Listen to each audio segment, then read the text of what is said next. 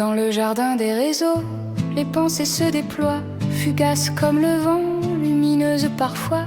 Un verre posé s'envole, devient souffle, devient soin, et la voix d'un poète se fait mélodie de l'un. On y croise des voix vraies, des mots qui apaisent, des inconnus qui parfois nous mettent à l'aise, des artistes du cœur qui chantent leurs mots, qui nous touchent et de nos mots se font l'écho.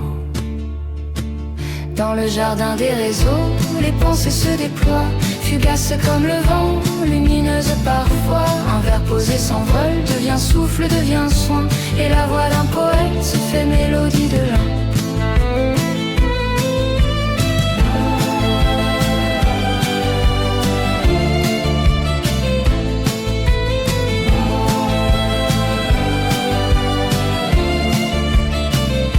On y rencontre des âmes douces comme l'aurore, des cœurs qui se dévoilent, mais timides encore, des masques, des mirages et des gens moins sincères dans ce vaste univers, plein d'ombre et de lumière.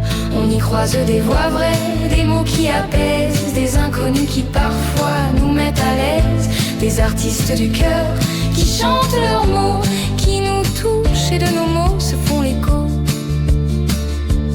On y revient toujours comme attiré par la danse, des vidéos qui instruisent, des clips pleins de nuances, des endroits qu'on découvre, des horizons nouveaux, une fenêtre sur le monde posée sur nos rideaux.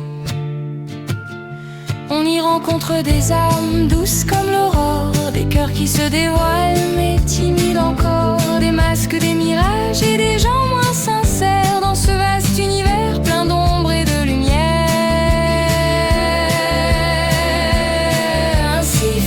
Après fil, l'univers virtuel se tisse. On y parcourt le monde avec un souffle complice, fait de lumière, de doute, de beauté imprévue, et l'on repart parfois peut-être un peu plus ému. On y revient toujours comme attiré par la danse, des vidéos qui instruisent, des clips pleins de nuances, des endroits qu'on découvre, des horizons nouveaux, une fenêtre sur le monde posée sur nos rideaux.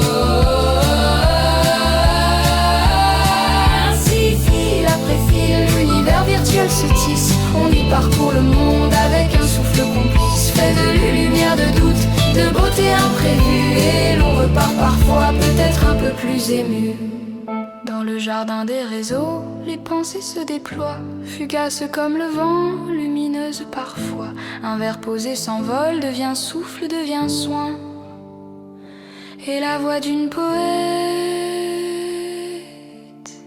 se fait mélodie de l'un.